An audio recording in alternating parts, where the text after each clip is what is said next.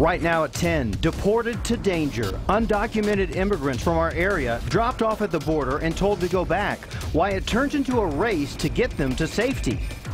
Harassed on the job. Some realtors say a man is getting too close for comfort. These past few days have been rough on all of us. All of us are thinking, at least I know I am, like, why? Hundreds of people sharing their grief tonight as they remember a UT student killed in a senseless attack. The Night Beat starts now. Good evening, everyone, and let's get right to the Night Beat's Jason Puckett, who attended the vigil for freshman Harrison Brown. And Jason, understandably, a lot of emotion tonight from those speakers.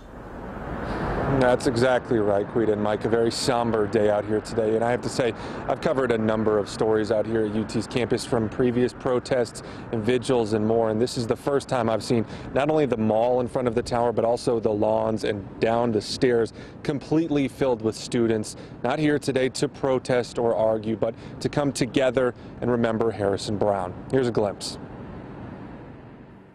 We are the Ransom Notes.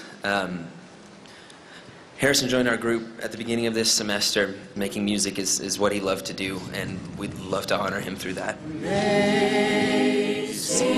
grace, how sweet the sound. Harrison is gone, but he has left a legacy of positivity, thoughtfulness, and devotion. In all respects, Harrison was successful.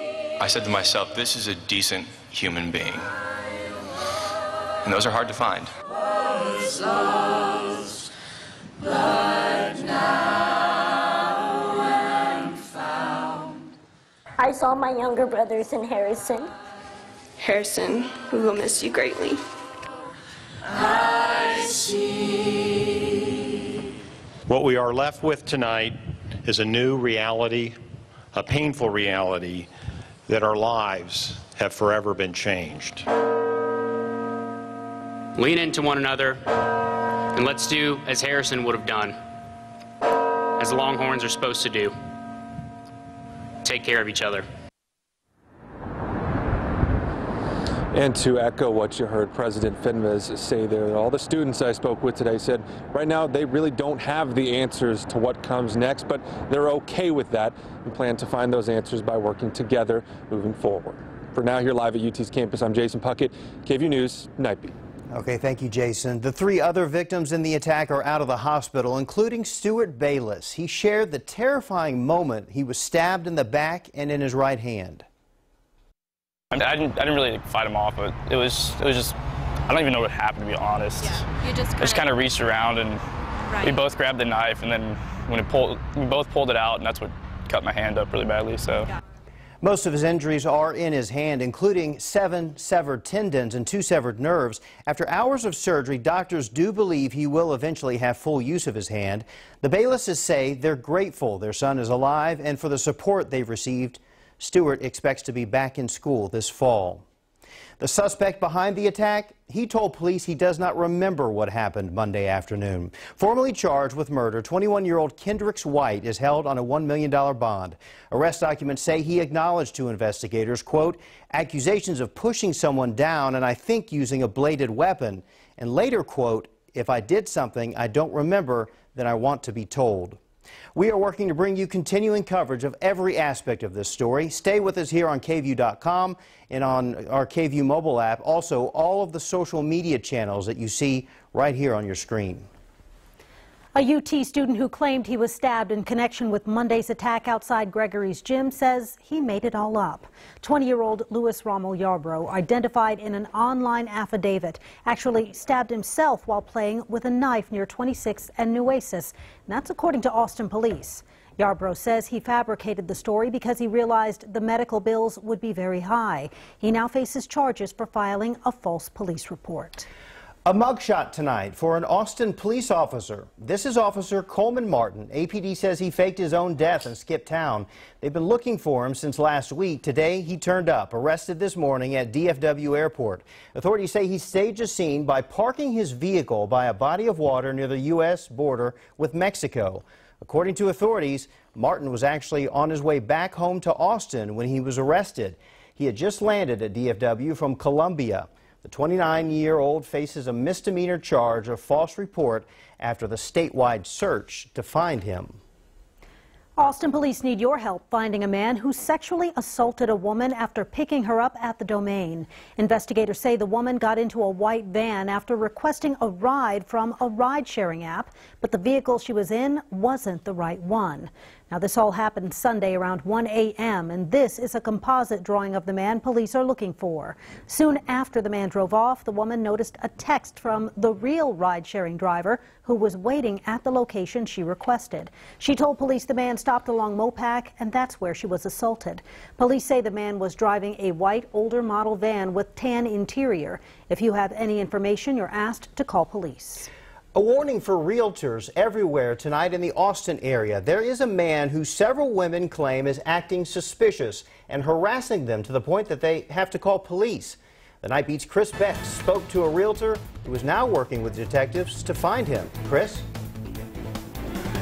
An Arkansas man accused of kidnapping and killing real estate agent Beverly Carter. It's a situation no realtor wants to face. Prosecutors say Aaron Lewis abducted her at a home. A female alone showing a home is attacked and left for dead.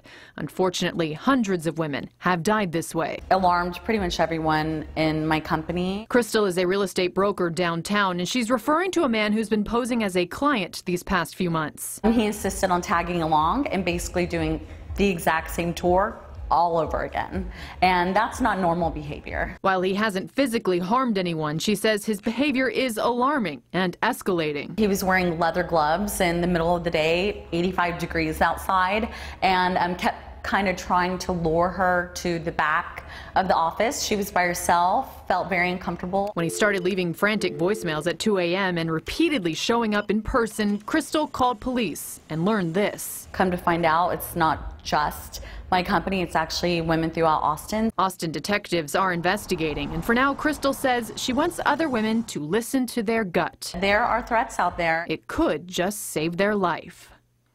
Well, the man has not been charged with the crime, so we are not sharing his name tonight, but the description of the man is very vague. All we know is that he's a very tall, white male with dark hair and that he carries shopping bags from high-end department stores, and he claims he's from New York.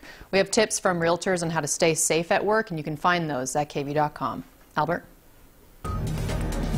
Breezy and cool this evening behind a front that stirred up at least a couple of thunderstorms, mainly east of Austin. Temperatures beginning to cool, but you can really feel the humidity dropping. Those dew points have dropped about 20 degrees since this afternoon. Upper 60s and 70s, and all is quiet now on Max Storm Doppler radar. But between about the 6 o'clock hour and the 7 o'clock hour, a couple of thunderstorms briefly turning severe in southern Lee and Fayette County, producing a couple of severe hail reports, including $50 to golf ball size hail. Here's a picture from Jennifer Ashley in Warda in northern areas of Fayette County. This one from Mark Wolfel of some golf ball size hail also in Warda. Cooler tonight, breezy tomorrow. We had some warming temperatures as we head towards the weekend. Full forecast a couple of minutes away. Thanks, Albert. A vote tonight sends a bill to ban so-called sanctuary cities to the governor's desk. SB 4 was passed by Texas lawmakers this evening. It requires all law enforcement to honor ICE detainers, which are voluntary requests from U.S. Immigration and Customs Enforcement to hold someone in jail while their immigration status is investigated. Governor Greg Abbott has indicated he would sign that bill, and that would have a big impact here in Travis County. The governor has already cut off some state funding because of Sheriff Sally Hernandez's policy limiting the county's cooperation with ICE detainer requests. If the bill becomes law and Travis County's policy doesn't change, the sheriff could face criminal charges, be removed from office, and the county could face hefty fines.